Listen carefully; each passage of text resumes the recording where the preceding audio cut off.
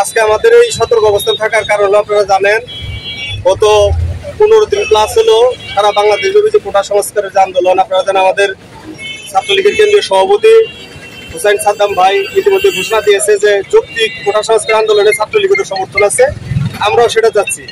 আপনারা জানেন যে মহামান্য আদালতে এটি বিচারাধীন। আপনারা জানেন আগামী মাসের 7 তারিখ এটি পূর্ণাঙ্গ রায় ঘোষণা হবে।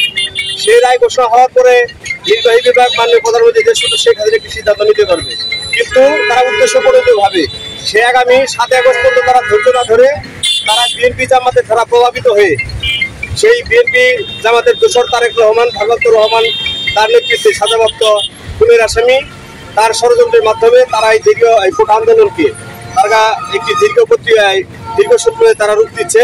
আজকে মধুপুরে আমাদের ছাত্রলীগ যুবলীগের এই অবস্থানের কারণ হলো আপনারা জানেন সারা দেশব্যাপী আপনারা জানেন যেভাবে রাস্তাঘাট অবরোধ হচ্ছে, মানুষের যানমালের যেভাবে ক্ষতি করা হচ্ছে। ইতিমধ্যে আপনারা জানেন সারা বাংলাদেশের সাথে রেল যোগাযোগ বিচ্ছিন্ন করে দেওয়া হয়েছে। সেই জন্য মধুপুরে আজকে কোটা আন্দোলনকারীর সমর্থনে বিএনপি জামাতের মদতে কিছু সাধারণ ছাত্রছাত্রীদের আবেগকে পুঁজি করে তারা এই মধুপুরে বাসে অবস্থান করেছিল। তারা যেন কোনো ধরনের রাস্তাঘাটে বিশৃঙ্খলা করতে না পারে, গাড়িঘোড়া অবরোধ করতে না পারে, যানমালের ক্ষতি করতে না পারে, সেই জন্য আমরা মধুপুরের ছাত্রলীগ সহ সাধারণ জনগণকে নিয়ে যুবলীগের সকল নেতৃবৃন্দ নিয়ে আমরা আজকে বাসে অবস্থান করেছিলাম। আমাদের অবস্থানের কারণে সেই সমস্ত দুষ্কৃতিকারীরা কোনো ধরনের উশৃঙ্খলতা এবং বিশৃঙ্খলতা মধুপুর শহরে করতে পারেনি। মধুপুর উপজেলা প্রশাসন, মধুপুর থানার ভারপ্রাপ্ত কর্মকর্তা সহ প্রশাসনের সকল নেতৃবৃন্দ, সকল অফিসারবৃন্দ সেখানে উপস্থিত ছিল। আমরা তাদেরকে ধন্যবাদ জানাই এবং কি মধুপুরের সাধারণ জনগণকে বিশৃঙ্খলা যদি এই কোটা আন্দোলনের নাম নিয়ে, কোটা সংস্কারের নাম নিয়ে এই বিএনপি জামাতের নেতৃত্বে তারা মধুপুরে করতে চায়, আমরা আপনাদের সাথে নিয়ে আপনাদেরকে সাথে নিয়ে আমরা সেই তাদের এই দুরভিসন্ধির যে তারা একটি নির্লক্ষা করেছে সেটাকে আমরা বাস্তবায়ন হতে দেব না, এই বলে আমার কথা শেষ করছি। আসসালামু আলাইকুম। শুরু হয়েছে এটা আসলে এখন কোটাভিত্তিক আন্দোলনটা ভিতরে যেভাবে আসলে বিএনপির ছাত্র দলের, যুব দলের নেতা কর্মীরা যেভাবে সহায়তা করতেছে তাদেরকে আমরা দেখতে পারতেছি। আজকে মধুপুরের এই বাসস্ট্যান্ড চত্বরে তারা যে আন্দোলনটি করেছে তারা অধিকাংশই কলেজ বা কোনো ক্যাম্পাসের ছাত্র না, তাদেরকে আমরা ছাত্র থাকলে ওইভাবে চিনতে পারতাম। আমাদের নানা রকম আমাদের যুবলীগের পক্ষ থেকে আমরা ছাত্রলীগ বিরোধী যারা ছাত্র দলের মদতে এইসব কার্যক্রম চালিয়ে যাচ্ছে তারা যেন মধুপুর শহরে কোনো রকম বিশৃঙ্খল, কোনো ভাঙচুর, কোনো কিছু না করতে পারে, সেই জন্য আমরা ছাত্রলীগের পাশে এসে দাঁড়িয়েছি।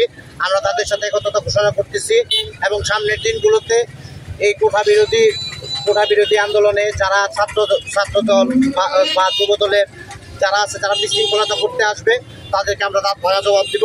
এই কথা বলে আমি আমার কথা শেষ করছি। জয় বাংলা, জয় বঙ্গবন্ধু। আমরা মধুপুর বাসস্ট্যান্ড আদালত ছাত্রলীগের সকল ইউনিট উপস্থিত হয়েছে এই কারণেই, কারণ কালকে রাত্রে আমরা অনেক পোস্ট দেখেছি যেগুলো ছাত্র দল শিবিরের যারা আছে আমাদের মধুপুরের নামে তাদের রাজনৈতিক ফায়দা হাসিলের লক্ষ্যে তারা এই বিএনপি জামাত জোট সরকারের ছাত্র দল শিবিরের ক্যাডাররা একটা শান্ত মধুপুরকে অশান্ত করার জন্য এক বিশেষ পায়তারা করতেছে, যেই কারণে আমরা অবস্থান নিয়েছি যে তারা যদি কোনো প্রকার বিশৃঙ্খলা সৃষ্টি করে তো ছাত্রলীগ সেটা প্রতিহত করবে, যে কোনো মূল্যে সেটা প্রতিহত করবে।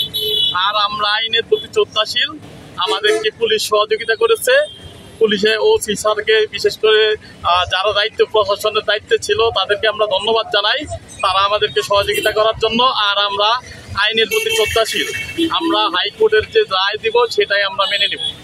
এবং কি আমরা কোনো বিএনপি জামাত জোট সরকারকে যারা ইসরায়েলের মোসাদের এজেন্টের মাধ্যমে, যারা ইসরায়েল জানেন আপনারা আমাদের মুসলিম কান্ট্রি ফিলিস্তিনের উপর বিভিন্নভাবে ওনারা বিভিন্ন হামলা চালিয়ে যাচ্ছে, এই মোসাদের উস্কানি, মোসাদের টাকায় এই কোটা সংস্কার আন্দোলন, কিন্তু এটা সরকার পতনের আন্দোলনের মতো তারা মোসাদের কাছ থেকে টাকা খেয়ে তাদের পরামর্শে এইগুলো করতেছে, যেই কারণে আমরা সতর্ক অবস্থানে আছি।